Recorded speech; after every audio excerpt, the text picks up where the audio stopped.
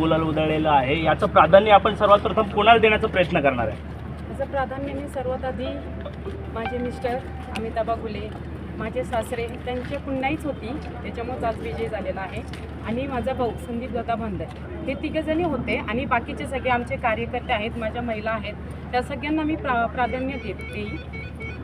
ताई, पक्षाने मोठी जबाबदारी आपल्यावरती दिली होती, मोठा विश्वास आपल्यावरती दाखवला आहे, नागरिकांनी आपल्याला प्रचंड बहुमताने विजय करून दिला आहे, त्यांच्याबद्दल काय सांगाल?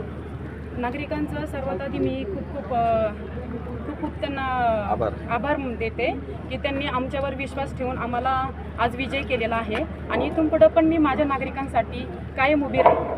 ताई, प्रचार दरम्यान नागरिकांना प्रलंबित प्रश्न मार्गी लावण्याचे आश्वासन दिले होते, मात्र दिलेल्या शब्दाला माघार तर घेणार नाही, नागरिकांच्या विश्वासाला ताडा तर पडू देणार नाही का? काय सांगाल त्याला?